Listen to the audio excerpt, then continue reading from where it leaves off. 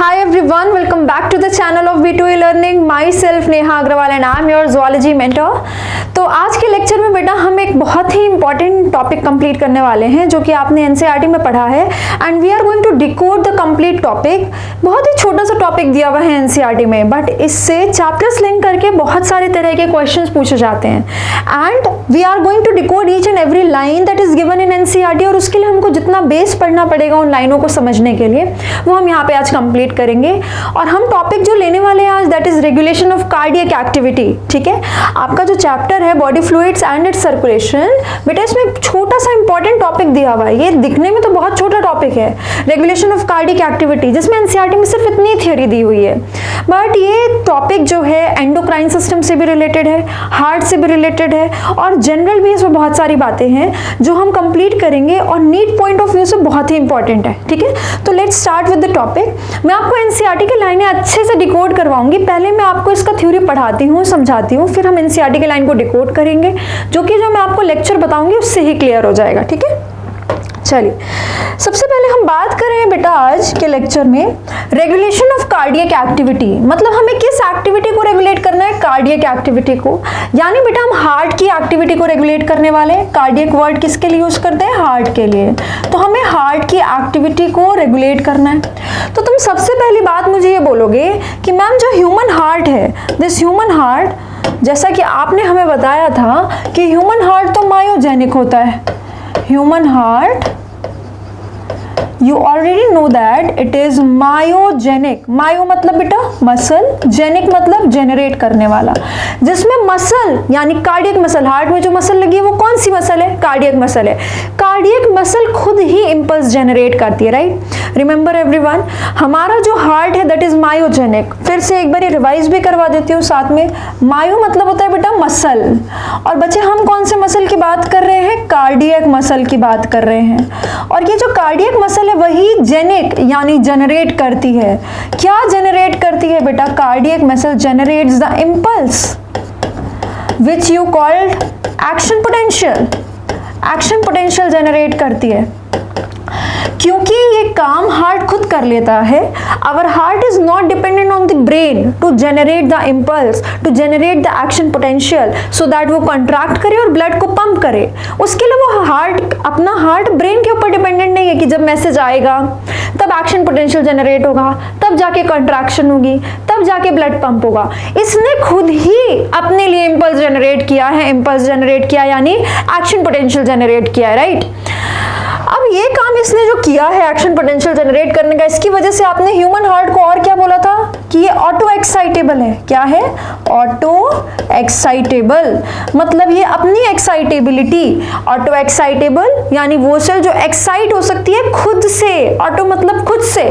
तो अपना जो ह्यूमन हार्ट है वो सेल्फ, ऑटो मतलब self, it can be excited by self, यानी अपनी डीपोलराइजेशन खुद जनरेट करता है। ठीक है, ये सब चीजें हम ऑलरेडी पढ़ रखा है हमने, जगह जगह पे मैंने आपको 3-4 बार ये सब बताया है। ठीक है, तो ये अपनी डीपोलराइजेशन खुद ही कर लेता है। ऑटो एक्साइटेबल यानी कि ये कैसा है बेटा? ऑटो रिदमिसिटी शो करता है।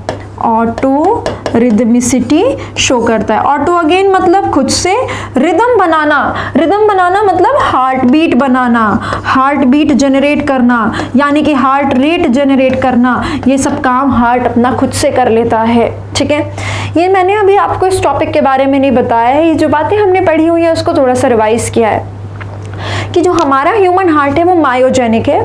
ब्रेन से नहीं, उसकी खुद की मसल से ही, उसकी खुद की मसल से एक्शन पोटेंशियल यानी इंपल्स जनरेट होता है, यानी वो अपनी एक्साइटेबिलिटी खुद करता है, अपना डिपोलराइजेशन का वेव खुद जनरेट करता है एंड दैट इज वाई अपनी हार्ट बीट, अपना हार्ट रेट खुद जनरेट करता है which is 72 times, that is 70 to 75 times पर मिनट। ठीक है, ऑन एन एवरेज हम ले लेते हैं 72 टाइम्स पर मिनट। तो ऑटो एक्साइटेबल है, ऑटो रिदमिसिटी शो करता है एंड मायोजेनिक है, राइट?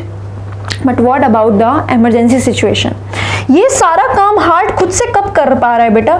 ये सारा काम हार्ट खुद से कर पा रहा है नॉर्मल कंडीशन में। कौन सी कंडीशन में? नॉर्मल कंडीशन में। जैसे अभी आप आराम से बैठ के पढ़ रहे हो तो उस वक्त आपके हार्ट को ब्रेन के सिग्नल की एज इट इज कोई जरूरत नहीं है, वो मायोजेनिक है, अपना काम खुद से देख रहा है, खुद ही इंपल्स जनरेट करके कॉन्ट्रैक्शन करा के ब्लड को पंप करा रहा है। ठीक है। लेकिन अब हम बात करने वाले हैं बेटा इमरजेंसी सिचुएशन की। कौन सी सिचुएशन की? इमरजेंसी सिचुएशन में क्या होगा?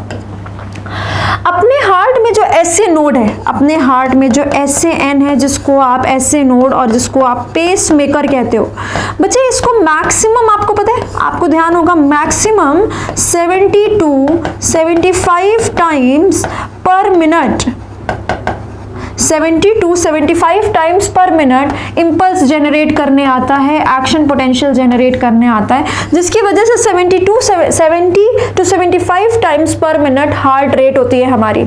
क्योंकि जितनी बार इंपल्स जनरेट होगा उतनी बार कॉन्ट्रैक्शन होगी, जितनी बार कॉन्ट्रैक्शन होगी उतनी बार ब्लड पंप होगा, यानी उतनी बार हार्ट बीट बनेगी, राइट। तो ये सब काम इसको इतना ही आता है। बट याद करो, जब इमरजेंसी सिचुएशन होती है, आपने एकदम से सामने शेर देख लिया, आपने देखा अरे बहुत बड़ा ट्रक आपके साइड आ रहा है, तो इमरजेंसी सिचुएशन हो गई, या आपके पापा ने आपका रिपोर्ट कार्ड मंगवा लिया अचानक से, वो चल तू रिपोर्ट कार्ड लेके आ, कोई भी ऐसी चीज हो गई, तो आपके अंदर जो इमरजेंसी में अपने आप हार्ट बीट फास्ट हो जाती है। वो कैसे हो रही है? आपके ऐसे नोट को तो 72 टाइम्स पर मिनट ही इंपल्स जनरेट करने आता है, तो हार्ट रेट आपकी 72 से बढ़ के 80 तक कैसे गई, 78 तक कैसे गई? उसमें काम करता है, उसमें हेल्प करता है, इमरजेंसी सिचुएशन में हेल्प करता है आपका ब्रेन। इमरजेंसी सिचुएशन में ब्रेन हेल्प करता है बेटा, और ब्रेन किसका पार्ट है? सीएनएस का पार्ट है, सेंट्रल नर्वस सिस्टम का। आपके नर्वस सिस्टम का सेंट्रल नर्वस सिस्टम, जिसमें ब्रेन और स्पाइनल कॉर्ड आते हैं, उसमें ब्रेन आपकी हेल्प करता है, ठीक है। अब ब्रेन में भी बेटा पार्ट्स होते हैं, fore brain, mid brain, hind brain, बचपन से पढ़े आ रहे हैं हम, है ना। उसमें भी ब्रेन का हाइंड ब्रेन वाला पार्ट, और हाइंड ब्रेन में भी बेटा ध्यान होगा 3 पार्ट्स होते हैं, हमने ये रेस्पिरेशन में भी बात करी हुई है, पॉन्स, मेडुला एंड सेरिबेलम। तो ये जो ब्रेन में सेंटर है ना बेटा, वो मेडुला में है। कहां पर है? मेडुला। मेडुला को ही आप और क्या कह सकते हैं? मेडुला या मेडुला ऑब्लोंगेटा। आप इसको सिर्फ मेडुला या मेडुला ऑब्लोंगेटा दोनों बुला सकते हैं, ठीक है। इमरजेंसी सिचुएशन में मेडुला ऑब्लोंगेटा में एक सेंटर है, यानी आपके ब्रेन में एक सेंटर है। बस हम बता रहे हैं कि ब्रेन के कौन से पार्ट में वो सेंटर है, मेडुला ऑब्लोंगेटा में वो सेंटर है। मेडुला ऑब्लोंगेटा के अंदर एक खास सेंटर है बेटा, जिसको कहते हैं कार्डियोवैस्कुलर सेंटर। कार्डियोवैस्कुलर सेंटर, क्योंकि बेटा हार्ट का जो सिस्टम है वो कार्डियोवैस्कुलर सिस्टम ही तो है, तो कार्डियोवैस्कुलर सिस्टम को ही तो अफेक्ट करने वाला है इमरजेंसी कंडीशन में ये सेंटर। मेडुला का ये सेंटर आपके इमरजेंसी कंडीशन में आपके कार्डियोवैस्कुलर सिस्टम को ही अफेक्ट करने वाला है, इसीलिए हमने इसका नाम रख दिया कार्डियोवैस्कुलर सेंटर। कार्डियो मतलब हार्ट, वैस्कुलर मतलब ब्लड वेसल्स, तो आपकी हार्ट, आपके ब्लड वेसल्स, यानी आपका ब्लड जिसमें जा रहा है उसका जो सिस्टम है, राइट। अब ये कार्डियोवैस्कुलर सिस्टम करता क्या है? कार्डियोवैस्कुलर सिस्टम ही मैसेज लेके आता है आपके हार्ट के पास, और इससे कहता है हार्ट बीट बढ़ाने को। हार्ट बीट पर मिनट अगर बढ़ेगी बेटा तो हार्ट रेट बढ़ जाएगी, ठीक है। और इसको क्या कहता है? पहली बात क्या कहता है कि तुम हार्ट रेट बढ़ाओ, मतलब ऐसे नोट को मैसेज जाता है कि तुम्हें खुद से तो 72 टाइम्स पर मिनट इंपल्स जनरेट करना आता है, अब मैं तुम्हारी हेल्प कर रहा हूं सो दैट तुम 80 टाइम्स पर मिनट हार्ट रेट कर लो, अपनी हार्ट बीट को 1 मिनट में 80 टाइम्स चलाओ, बिकॉज इमरजेंसी सिचुएशन है। सो व्हाट, इमरजेंसी में क्या होता है बेटा? फाइट एंड फ्लाइट सिचुएशन होती है। इमरजेंसी को हम क्या कहते हैं? Fight and flight condition. Fight and flight जो कंडीशन होती है, फाइट मतलब लड़ना, फ्लाइट मतलब भागना। मान लो हमने देख ही लिया कि थोड़ी दूर पे शेर है, तो अब शेर से तो लड़ेंगे नहीं, भागेंगे, या कोई भी इमरजेंसी सिचुएशन आएगी तो हमें 2 चीज करनी होगी, या तो लड़ना होगा या तो भागना होगा। दोनों में ही आपको क्या करना है? दोनों ही केस में आपको स्केलेटल मसल्स की एक्टिविटी बढ़ानी है। स्केलेटल मसल की एक्टिविटी बढ़ानी है तो वहां पे एटीपी बनाना है। एटीपी बनाना है तो वहां पे आपको ग्लूकोज को तोड़ के एटीपी निकालना पड़ेगा, और ग्लूकोज को तोड़ने के लिए आपको क्या क्या चाहिए? ग्लूकोज चाहिए और ऑक्सीजन चाहिए, और आपके ब्लड में जो ग्लूकोज और ऑक्सीजन है उसको जल्दी जल्दी आपको स्केलेटल मसल के पास पहुंचाना भी तो पड़ेगा।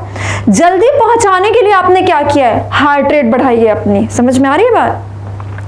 आपको बेटा कोई भी इमरजेंसी सिचुएशन आ गई तो लड़ने या भागने के लिए स्केलेटल मसल में ग्लूकोज का ब्रेकडाउन बढ़ाना पड़ेगा ऑक्सीजन से, सो दैट एटीपी बने। इसी एटीपी का यूज करके तो भागेंगे या लड़ेंगे, राइट। तो उसके लिए मान लो तुमने ब्लड में ग्लूकोज बढ़ा लिया, जल्दी जल्दी सांस लेके ऑक्सीजन बढ़ा लिया। अब ये तो बोलोगे नहीं शेर तो 5 मिनट रुक जा, मैं ग्लूकोज खा के आता हूँ। आप क्या करोगे, आपके लिवर के पास जो आपने इतना सारा ग्लूकोज स्टोर कर रखा है उसमें से तोड़ तोड़ के ग्लूकोज को निकाल लोगे। तो आपके पास हार्मोन्स होते हैं जो इमरजेंसी कंडीशन में ग्लाइकोजन को तोड़ के ग्लूकोज निकाल लेते हैं और आप जल्दी जल्दी सांस लेके ऑक्सीजन भी ले लेते हो। बट बेटा इन सबको जल्दी स्केलेटल मसल के पास पहुंचाने के लिए हमने हार्ट रेट फास्ट करी है ताकि ब्लड जल्दी जल्दी जल्दी जल्दी स्केलेटल मसल के पास पहुंचे और जल्दी से एटीपी बने, राइट। तो हमको ये जो हार्ट रेट बढ़ानी पड़ेगी इन सब का ट्रांसपोर्ट फास्टर करने के लिए इमरजेंसी कंडीशन में, ठीक है।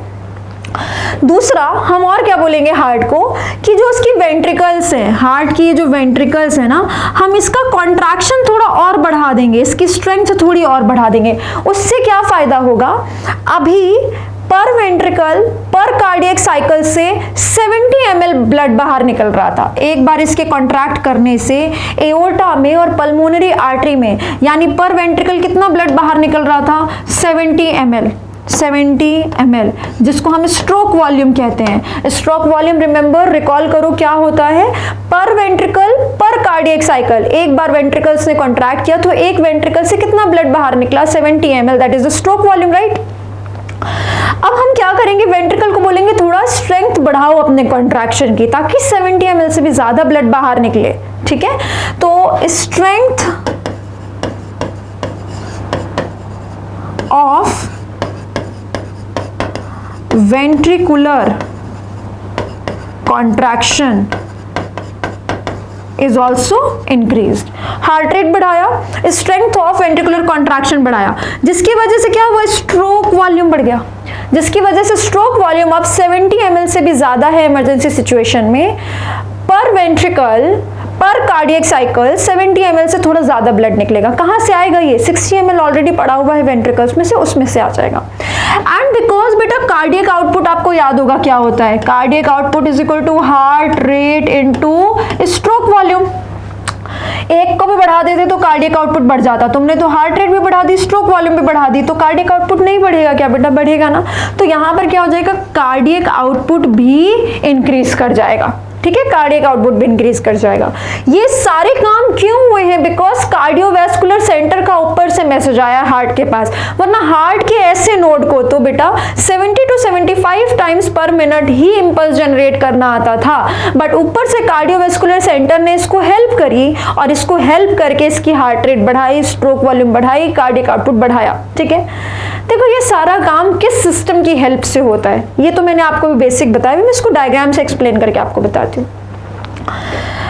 बेटा नर्वस सिस्टम में आप सीखेंगे कि ऐसे आपका साइड से ब्रेन देखोगे ना तो बहुत सारे पार्ट्स दिखाई देते हैं। जैसे बच्चे अपने ने सेरिब्रम दिखाई देता है, फिर डायनसेफेलॉन होता है, देन मिड ब्रेन प्रेजेंट होता है, देन पॉन्स प्रेजेंट होता है, जिस पॉन्स के बारे में तो हमने रेस्पिरेशन में बात भी करी है, एंड देन प्रेजेंट होता है मेडुला, जो जिसकी हम अभी इस वाले सिस्टम में बात कर रहे हैं। लेट्स से ये है मेडुला, ठीक है, ये मेडुला है, राइट। एंड यहाँ पर बेटा सेरिबेलम प्रेजेंट होता है, बट अभी हम सिर्फ मेडुला से कंसर्न है जो हम पढ़ रहे हैं उसके लिए। तो ये मैं मेंशन कर देती हूँ, ये हमने क्या बनाया बेटा, ये हमने बनाया है मेडुला, ठीक है। और मेडुला का पूरा नाम क्या है, मेडुला ऑब्लोंगेटा, मेडुला ऑब्लोंगेटा। इस मेडुला ऑब्लोंगेटा में हम बात कर रहे हैं कि एक सेंटर प्रेजेंट है, यहाँ पर एक सेंटर प्रेजेंट है बेटा। इस सेंटर का नाम है कार्डियोवैस्कुलर सेंटर, कार्डियोवैस्कुलर सेंटर, ठीक है। ये कार्डियोवैस्कुलर सेंटर इमरजेंसी सिचुएशन में हमारे हार्ट के लिए मैसेजेस लेके जाता है। यानी हार्ट का cardiovascular centre, regulation of cardiac activity में कार्डियोवैस्कुलर सेंटर कहाँ पे है, मेडुला में। डायरेक्ट क्वेश्चन है, ठीक है। एक क्वेश्चन तो आपके लिए यही है कि ये कहाँ पर प्रेजेंट होता है। डायरेक्ट एक लाइन में नहीं पूछता, मैच द कॉलम में पूछता है कि ये सेंटर कहाँ है, ये सेंटर कहाँ है, तो आपको बताना होगा, ठीक है। अब हम क्या करेंगे ना बेटा, दो कलर ले लेते हैं जिससे हम कनेक्ट करेंगे हमारे हार्ट को। लेट्स से इधर हार्ट बना लेते हैं, ठीक है। ये हमने हार्ट बना लिया, ठीक है। अब देखो क्या होगा, यहां से बेटा कुछ न्यूरॉन्स होंगी जो हार्ट के पास जाएंगी और हार्ट के पास जाके ऑफ कोर्स यहाँ पर एंडिंग होगी। इतना तो सब बच्चों को थोड़ा थोड़ा पता है, ठीक है, कि बेटा जब मैसेज जाता है तो इधर क्या होता है, सेल बॉडी और डेंड्राइट होती है, और जहां पे मैसेज जाता है वहां पर एक्सॉन एंडिंग होती है, ठीक है। ये इमरजेंसी में मैसेज लेके जाएगी बेटा। इमरजेंसी में आपके नर्वस सिस्टम का, आपका नर्वस सिस्टम है, इसके दो पार्ट होते हैं, सीएनएस जिसमें ब्रेन और स्पाइनल कॉर्ड आते हैं, दूसरा होता है पीएनएस। पीएनएस यानी आपकी बॉडी में फैली हुई नर्व्स। ये जो आपकी बॉडी में फैली हुई नर्व्स हैं ये दो पार्ट बनाती हैं, एसएनएस एंड एएनएस। एएनएस जो आपसे पूछ के काम नहीं करता, एसएनएस जैसे स्केलेटल मसल आपसे पूछ के काम करती है। तो एएनएस हार्ट पूछ के काम नहीं करता, हार्ट ना अभी पूछ के बीट बना रहा है बेटा, और ना ही इमरजेंसी में उसने पूछा था क्या मैं हार्ट बीट बढ़ा लूं, ऑटोमेटिकली इमरजेंसी हुई और हार्ट बीट बढ़ गई, राइट। तो एएनएस कभी पूछता नहीं है, ना नॉर्मल कंडीशन में ना इमरजेंसी कंडीशन में। तो इंटरनल ऑर्गन से जो भी मैसेज जा रहे हैं और मैसेज आ रहे हैं, वो जो कनेक्शन है नर्व्स का, सेंट्रल नर्वस सिस्टम के बाहर आपका पीएनएस है, तो पीएनएस में जितनी भी नर्व्स हैं जो इंटरनल ऑर्गन से जुड़ी हुई हैं उनको हम एएनएस में रखते हैं। बट बेटा वहां से दो दो नर्व्स जुड़ी हुई हैं, एक तो जो इमरजेंसी कंडीशन में काम कर रही है और एक जो नॉर्मल कंडीशन में काम कर रही है, यानी एएनएस के दो पार्ट होते हैं, एएनएस के दो पार्ट होते हैं। अभी आप बैठे हो, अभी कोई इमरजेंसी नहीं है, आराम से बैठ के पढ़ रहे हो, तो आपका सीएनएस काम कर रहा है, आपका एसएनएस आपसे पूछ के काम करेगा, आपकी स्केलेटल मसल आपसे पूछ के ही काम करेंगे। तुम ही अपने हाथ को मैसेज दोगे कि अब ये जो भी मैम ने बोर्ड पे लिखा है वो लिखना है हमको, अपनी मसल्स को मैसेज दोगे तभी लिख पाओगे, ठीक है। लेकिन तुम्हारा हार्ट अभी जो तुमसे नहीं पूछ रहा, बिकॉज तुम्हारे एएनएस का पैरासिम्पैथेटिक सिस्टम काम कर रहा है, पैरासिम्पैथेटिक नर्वस सिस्टम काम कर रहा है।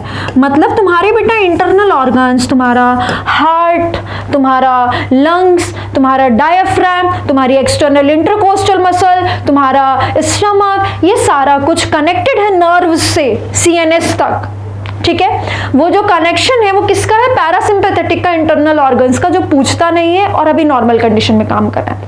इन्हीं सब से, लंग्स से, डायफ्राम से, एक्सटर्नल इंटरकोस्टल मसल से, हार्ट से, आपके स्टमक से, इन सब से बेटा एक और कनेक्शन भी है।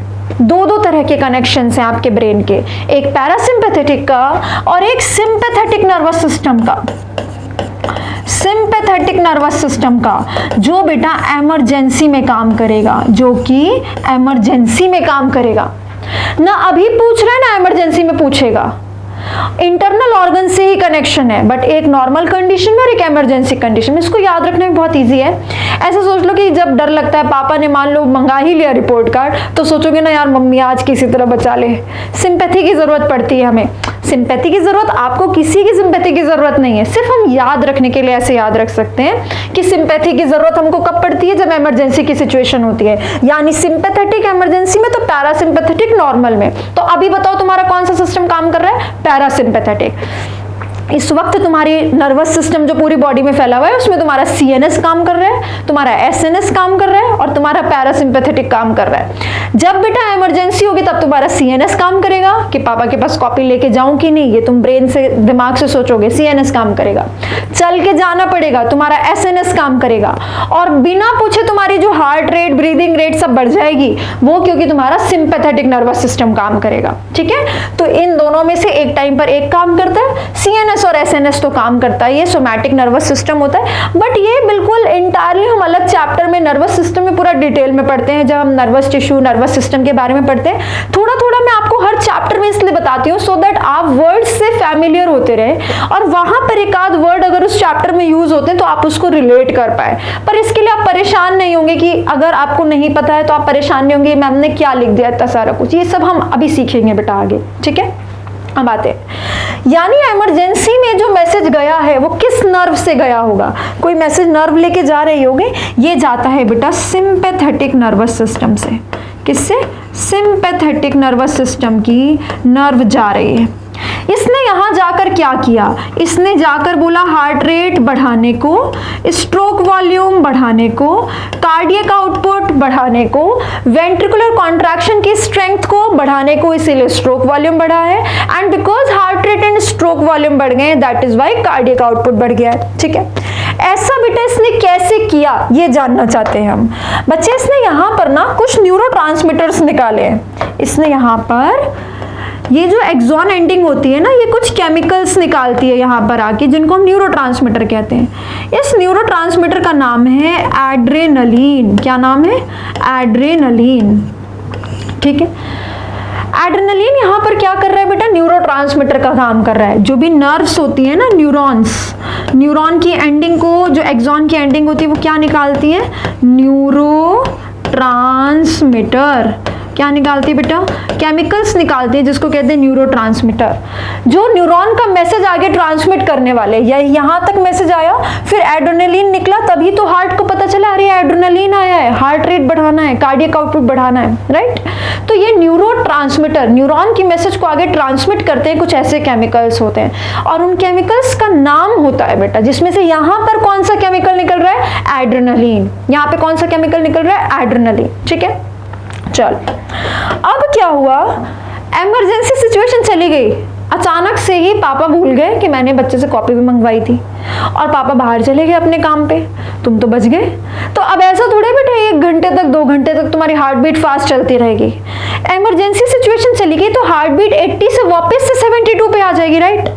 कैसे आएगी? ऐसे नोट को 72 बीट तो निकालना आता है, पर यहां से सिंपैथेटिक नर्व ने ऐसे नोट को कह दिया था 72 को बढ़ा के 80 करने के लिए। तो अब उसको बताना पड़ेगा ना, इमरजेंसी सिचुएशन चली गई है, तुम वापस से 80 से 72 पे हार्ट बीट ले आओ। उसके लिए हमने क्या किया है, यहाँ पर फिर से डेंड्राइट, सेल बॉडी और एक एक्सॉन लेके आ रहे हैं। यहाँ पर एक्सॉन एंडिंग प्रेजेंट है। ठीक है, हार्ट के पास आए, फिर से हार्ट के पास आए, और यहाँ पर फिर से एक केमिकल निकाला बेटा, फिर से यहाँ पे हार्ट के पास एक केमिकल निकाला, और इस केमिकल का, ये केमिकल बोल रहा था काम बढ़ाओ, एड्रेनलिन का काम है ये बताना कि काम बढ़ाओ। अब कोई आया है ये बताने के लिए कि काम को वापस से नॉर्मल कर दो, स्ट्रेस की कंडीशन, इमरजेंसी कंडीशन जा चुकी है, और उस केमिकल का नाम है एसिटाइलकोलिन। इस केमिकल का नाम है एसिटाइलकोलिन। बेटा एसिटाइलकोलिन को आज के बाद हम शॉर्ट में क्या लिख सकते हैं? ACH। ACH। ठीक है, सॉरी, ACH, एसिटाइल का A और कोलिन का CH। एसिटाइलकोलिन भी एक केमिकल है, न्यूरॉन के एक्सॉन एंडिंग से न्यूरोट्रांसमीटर निकलते हैं, ये भी एक न्यूरोट्रांसमीटर है बेटा, ये भी एक न्यूरोट्रांसमीटर है। ठीक है, ये आके heart rate, stroke volume, cardiac output बढ़ाने को कहता है, और ये आके क्या कहता है? ये आके कहता है बेटा वापस से हार्ट रेट कम कर लो। कम का मतलब नॉर्मल पे ले आओ, जो हमने बढ़ाने को कहा था हम उस मैसेज को वापस लेते हैं, हम वापस तुम पर से ये वाला स्टिमुलेशन हटाते हैं, तो तुम नॉर्मल कर लो। कम करने का मतलब नॉर्मल पे ले आओ। ठीक है, stroke volume back to normal, cardiac output back to normal. कम होने का मतलब क्या है बेटा? बैक टू नॉर्मल आ रहे हैं हम। ठीक है, ये नहीं कि 72 से भी कम कर देंगे, बस 80 वाले को वापस 72 पे ले आएंगे, और उसके बाद तो आपका ऐसे नोड आपका ध्यान रखेगा, वो 72 टाइम्स पर मिनट बीट जनरेट कर लेगा। ठीक है, तो ये दोनों ने ऐसे आके काम किया। ये जो सिस्टम है ना, जो नॉर्मल करने को बोल रहा है, तुम ही बताओ नॉर्मल में कौन सा सिस्टम काम करता है? पैरासिम्पैथेटिक। इमरजेंसी में कौन सा सिस्टम काम करता है? सिंपैथेटिक। तो इमरजेंसी में सिंपैथेटिक था, तो ये कौन सा सिस्टम का नर्व है बेटा? पैरासिम्पैथेटिक। पैरासिम्पैथेटिक नर्व है। क्योंकि तुम बोल सकते हो ना कि मैम नॉर्मल कंडीशन में तो अपना हार्ट मायोजेनिक है, क्या जरूरत है नर्व पहुंचाने की? तो बेटा जो सिंपैथेटिक ने, ऐसे जरूरत नहीं है, पर जो सिंपैथेटिक ने बढ़ाया है उसको तो नॉर्मल करने के लिए पैरासिम्पैथेटिक लगाएंगे। उसके बाद एक बार इसने नॉर्मल कर दिया, फिर आपका हार्ट मायोजेनिक है, उसको ब्रेन की जरूरत नहीं है। ब्रेन की जरूरत कब पड़ी? ब्रेन की जरूरत पड़ी इमरजेंसी में, सिंपैथेटिक नर्व आया और इसके एक्टिविटीज को बढ़ाया। पैरासिम्पैथेटिक की यानी नॉर्मल में जरूरत ना होती, पर जो बढ़ाया है उसको नॉर्मल पे लेके आने के लिए हमने पैरासिम्पैथेटिक नर्व का काम लिया। ठीक है, तो इस तरह से आपकी हार्ट की कार्डियक एक्टिविटी रेगुलेट होती है। कहाँ से? कार्डियोवैस्कुलर सेंटर से, which is situated in the medulla oblongata, जो कि आपके हार्ट से कनेक्टेड है सिंपैथेटिक एंड पैरासिम्पैथेटिक नर्व से। सिंपैथेटिक इन चीजों को बढ़ाता है और पैरासिम्पैथेटिक उनको कम करके वापस नॉर्मल पे लेके आता है, बिकॉज सिंपैथेटिक सिस्टम इमरजेंसी में काम करता है एंड पैरासिम्पैथेटिक नॉर्मल सिचुएशन में काम करता है। सिचुएशन इमरजेंसी से नॉर्मल की होने पर पैरासिम्पैथेटिक नॉर्मल पे लाके छोड़ देता है and after the situation is normal, आप बढ़ाई हुई चीज को नॉर्मल पर जब लेके आ जाएंगे उसके बाद आपके हार्ट को ब्रेन के रेगुलेशन की जरूरत नहीं है, वो मायोजेनिक है, 72 टाइम्स पर मिनट बीट जनरेट कर लेगा। सिंपैथेटिक नर्व ने जो न्यूरोट्रांसमीटर निकाला था that was adrenaline and parasympathetic ने जो न्यूरोट्रांसमीटर निकाला था that is acetylcholine and that is why we know that adrenaline और एसिटाइलकोलिन एक दूसरे के अपोजिट काम कर रहे हैं, राइट? अपोजिट नहीं काम कर रहे, देखो ये बढ़ाता है ये कम करता है, तो अपोजिट काम कर रहे हैं। अब चलो इसके अलावा क्या होता है बेटा, एक सिंपैथेटिक नर्व और लो, ठीक है? ये सिंपैथेटिक नर्व एक और जगह पे जाती है, ठीक है? फिर से कौन सी नर्व जा रही है बेटा? Sympathetic nerve. सिंपैथेटिक यानी इमरजेंसी कंडीशन में ये नर्व आपकी किडनी है ना, किडनी, ये किडनी बना दी हमने, ठीक है? ऐसा बस समझने के लिए बना रहे हैं। Of course I know heart के ऊपर किडनी नहीं है, बट ये हम समझने के लिए बना रहे हैं कि मैसेज कहाँ कहाँ गया। किडनी के ऊपर क्या रखा हुआ है बेटा? किडनी के ऊपर रखा हुआ है एक एड्रीनल ग्लैंड। क्या रखा हुआ है? एड्रीनल ग्लैंड, ठीक है? एड्रीनल ग्लैंड के दो रीजन होते हैं बेटा, एक तो बाहर वाला रीजन होता है, ये बाहर वाला रीजन। किसी भी चीज के आउटर रीजन को हम क्या कहते हैं बता दो? कॉर्टेक्स। और किसी भी चीज के इनर रीजन को हम क्या कहते हैं? मेडुला। तो ये रहा medulla, adrenal cortex and adrenal का मेडुला, जो कि किडनी के ऊपर रखा हुआ है, ठीक है? यहां से क्या हुआ बेटा, सिंपैथेटिक नर्व एक और गई एड्रेनल ग्लैंड के पास और एड्रेनल ग्लैंड के भी मेडुला रीजन के पास, और फिर से यहां पर मेडुला के ऊपर क्या सिक्रीट किया इसने? मेडुला के ऊपर सिक्रीट किया एड्रेनलिन। कौन सा न्यूरोट्रांसमीटर रिलीज करेगी? एड्रेनलिन। एड्रेनलिन न्यूरोट्रांसमीटर रिलीज किया। अब ये सिंपैथेटिक नर्व आई एड्रेनल ग्लैंड के मेडुला रीजन के पास और उसके ऊपर सिक्रीट किया एड्रेनलिन न्यूरोट्रांसमीटर, जिसके कहने पर मेडुला एक ग्लैंड है, एक एंडोक्राइन ग्लैंड है, हार्मोन निकालता है, इसने अपना हार्मोन निकाल दिया। और इसका जो हार्मोन है बेटा, इसके हार्मोन को कहते हैं इमरजेंसी हार्मोन। इसके हार्मोन को कहते हैं इमरजेंसी हार्मोन, और यहां से जो इमरजेंसी हार्मोन निकला है दैट इज आल्सो एड्रेनलिन। देख रहे हो? आई नो तुम बोलोगे मैम क्या मजाक कर रहे हो आप, एड्रेनलिन यहां पे भी लिख दिया, फिर बोल रहे हो एड्रेनलिन के आने की वजह से एड्रेनलिन निकला। यस, एड्रेनलिन, समझते जाना तुम, सीखते जाना। एड्रेनलिन बेटा एक ऐसा केमिकल है, ये डायरेक्ट क्वेश्चन है। एड्रेनलिन एक ऐसा केमिकल है जो न्यूरॉन से भी निकलता है और जो एंडोक्राइन ग्लैंड, एक ऐसा ग्लैंड जो हार्मोन निकालता है, एंडोक्राइन ग्लैंड से भी निकलता है। अगर बेटा ये न्यूरॉन से निकलता है एड्रेनलिन, तो न्यूरोट्रांसमीटर की तरह एक्ट करता है और जाके बताता है तुम ये काम बढ़ाओ, ये काम करो, ठीक है?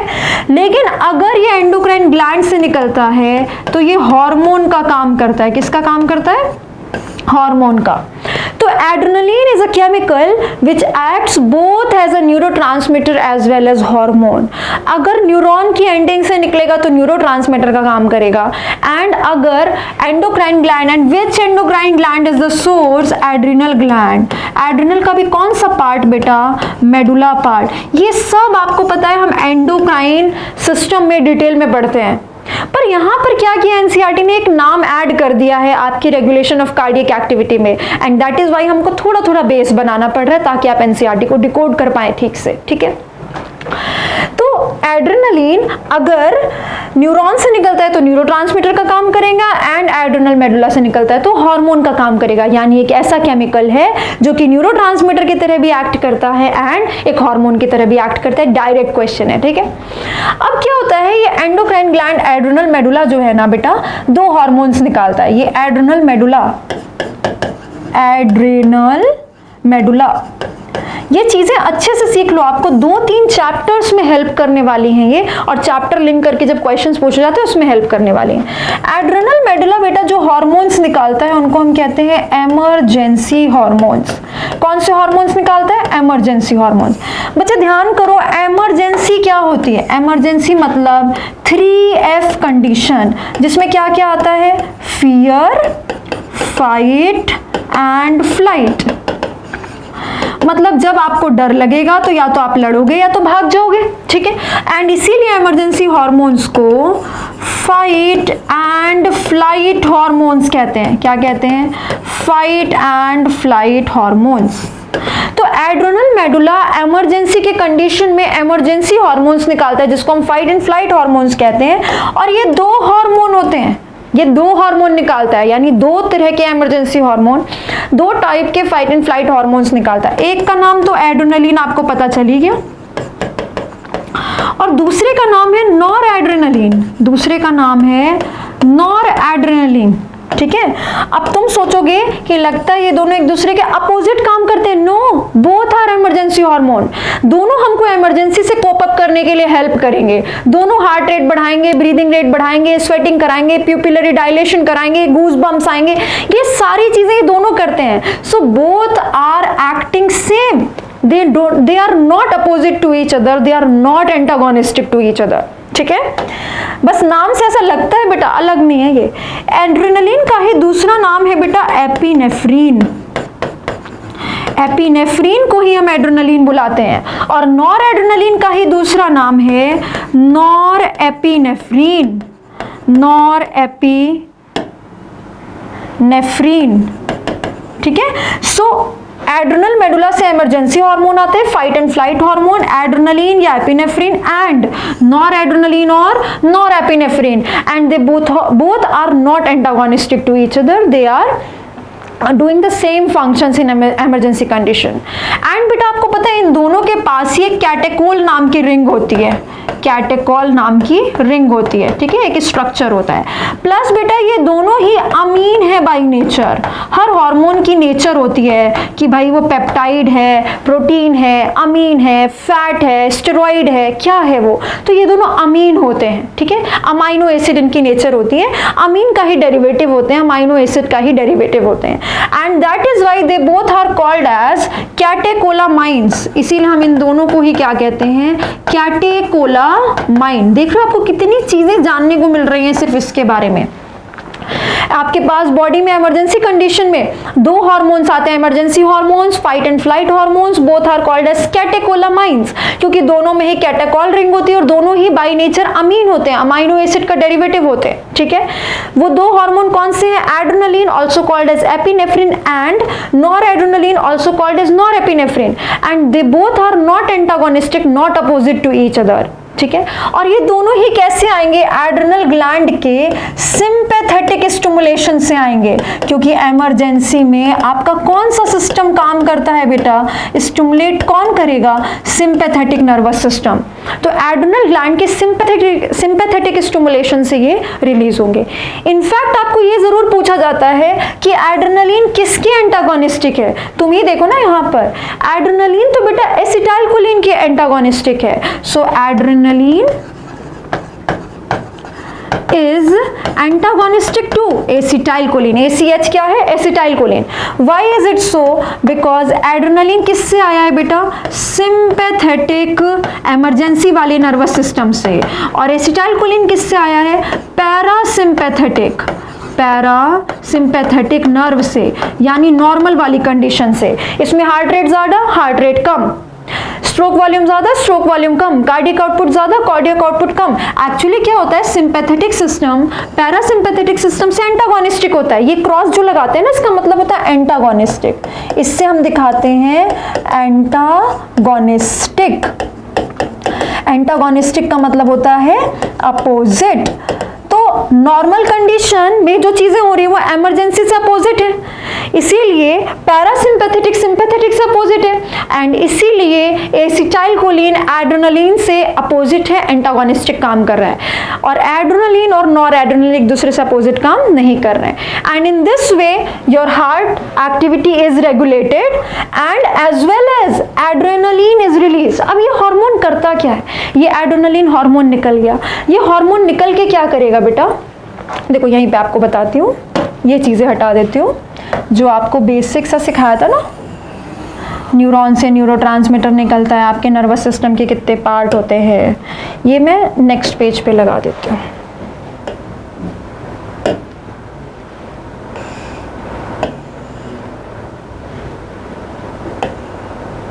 ठीक है, आपको अगर मेंशन भी करना हो तो हो जाएगा।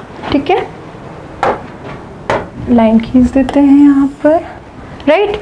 अब देखो यहाँ पर देखते हैं कि एड्रेनलिन क्या करेगा। एड्रेनलिन एक हार्मोन है बेटा जो कि कहाँ पर आ जाएगा, ब्लड में। हार्मोन हमेशा कहाँ रिलीज होता है, ब्लड में। ब्लड में आ गया एड्रेनलिन, यहाँ से एक नर्व आके तो कह ही रही थी हार्ट रेट बढ़ाओ, स्ट्रोक वॉल्यूम बढ़ाओ, कार्डियक आउटपुट बढ़ाओ, और इसने जाके एड्रेनलिन हार्मोन निकलवा दिया, और वो हार्मोन ब्लड में घूम रहा है, पूरी बॉडी में घूम रहा है। घूमते घूमते ये भी आएगा बेटा और हार्ट को बोलेगा हार्ट रेट बढ़ाओ, स्ट्रोक वॉल्यूम बढ़ाओ, कार्डियक आउटपुट बढ़ाओ। फिर ये घूमते घूमते लंग्स के पास जाएगा, लंग्स के पास जाके कहेगा तुम ब्रीदिंग रेट बढ़ाओ, जोर जोर से सांस लेने को कहेगा। एंड इमरजेंसी में जितनी भी चीजें होती हैं वो एड्रेनलिन घूमते घूमते करेगा, लाइक प्यूपिलरी डायलेशन होना, आंखें ऐसी फटी फटी हो जाती हैं, पाइलो इरेक्शन होना, गूज बम्स आना, इन सब के बारे में हम डिटेल में बात करेंगे एंडोक्राइन चैप्टर में। यहाँ पे हमको हार्ट से रिलेटेड बात करने के, हार्ट को किसने किसने मैसेज दिया, सिंपैथेटिक नर्व से एड्रेनलिन ने मैसेज दिया और एड्रेनलिन हार्मोन ने भी मैसेज दिया, और फिर पैरासिम्पैथेटिक ने उसको नॉर्मल होने को कहा। ठीक है, so this is the regulation of cardiac activity, heart की एक्टिविटी का रेगुलेशन है, राइट। अब देखो एनसीईआरटी की लाइन पढ़ते हैं, इस लाइन को अब डिकोड करना, तो रेगुलेशन ऑफ कार्डियक एक्टिविटी मतलब हार्ट की एक्टिविटी को रेगुलेट करना है। Normal activities of the heart are regulated intrinsically.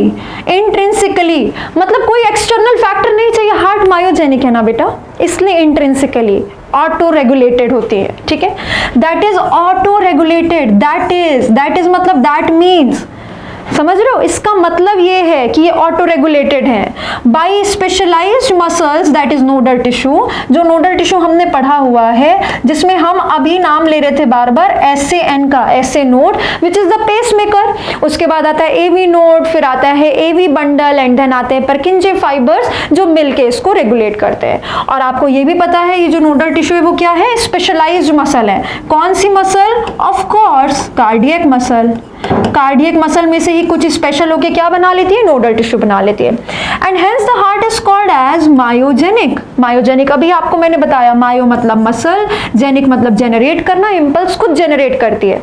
ये किस बात के लिए लिखा है बेटा, नॉर्मल एक्टिविटीज ऑफ हार्ट के लिए लिखा है। ठीक है, अब आते हैं special neural centre. Neural centre मतलब क्योंकि नर्वस सिस्टम में है, नर्वस सिस्टम में कहाँ पर है, ब्रेन में।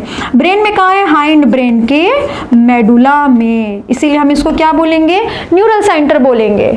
In the medulla oblongata, this is a PYQ, medulla oblongata में कैन मॉडरेट कर सकता है, मतलब थोड़ा ऑल्टर कर सकता है, मॉडरेट कर सकता है मतलब थोड़ा सा ऑल्टर कर सकता है the cardiac function through autonomic nervous system ANS, जो आपसे पूछ के काम नहीं करता, ANS, neural signals through the sympathetic nerves part of ANS। याद करो ANS के दो पार्ट के, सिंपैथेटिक और parasympathetic.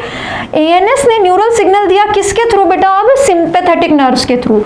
Can increase the rate of heart beat. Heart beat का अगर रेट इंक्रीज कर दिया मतलब क्या इंक्रीज कर दिया, हार्ट रेट इंक्रीज कर दिया। ठीक है, 72 से ज्यादा कर दिया।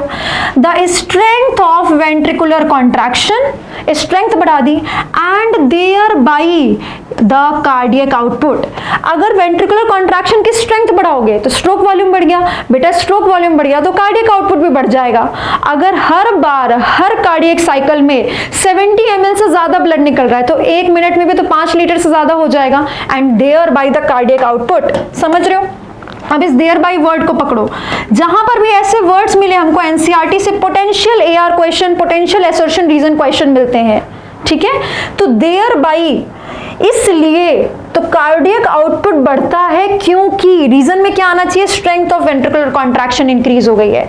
अगर कार्डियक आउटपुट बढ़ना इमरजेंसी में असर्शन है तो वेंट्रिकुलर कॉन्ट्रैक्शन की स्ट्रेंथ बढ़ना उसका रीजन है। समझ रहे हो? तो इस तरह से अपन निकाल सकते हैं। On the other hand parasympathetic neural signals, parasympathetic neural signal भी आएगी। Another component of ANS, ANS का दूसरा पार्ट, एएनएस के दो ही तो पार्ट किए थे, sympathetic and parasympathetic, decreases the rate of heart beat, speed of conduction of action potential. वो क्या करेगा, हार्ट बीट को कम करेगा, हार्ट रेट को कम करेगा, स्पीड ऑफ कंडक्शन को, एक्शन पोटेंशियल बेटा भाग रहा है ना, पूरे हार्ट में फैल रहा है, उसकी स्पीड, एक्शन पोटेंशियल मतलब मैसेज, उसकी स्पीड को कम करेगा, यानी जो हमने बढ़ा दी थी स्पीड उसको हम वापस से नॉर्मल पे लेके आएंगे।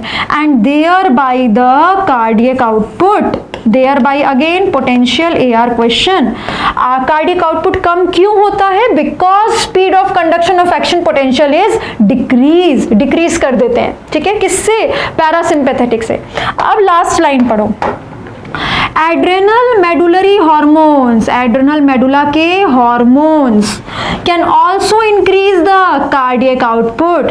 कौन से हार्मोन की बात कर रहे हैं, एड्रेनलिन एंड नॉर एड्रेनलिन, और क्या बुलाते हैं बेटा, एपिनेफ्रीन और नॉर एपिनेफ्रीन। क्या कहते हैं इनको, इमरजेंसी हार्मोन्स। कहां से आते हैं ये, एड्रेनल मेडुला हो गया सोर्स, ठीक है। और ये भी आके क्या करते हैं, can also increase the cardiac output, ये भी आके क्या करेंगे, हार्ट रेट बढ़ाएंगे, स्ट्रोक वॉल्यूम बढ़ाएंगे एंड कार्डियक आउटपुट बढ़ा देंगे, ठीक है। सो ये हमने एक एक लाइन अभी कंप्लीट करी है एनसीईआरटी की, and this is all about the regulation of cardiac activity, ठीक है। आई होप आपको ये टॉपिक क्लियर है, एनसीईआरटी की लाइंस क्लियर हैं, आपने कुछ नई चीजें सीखी होंगी, एंड जो नहीं है अभी कंप्लीट हमने डिटेल में पढ़ा है वो हम एक एक करके जब चैप्टर में उनका टाइम आएगा उस टाइम पर डिटेल में करेंगे, ठीक है।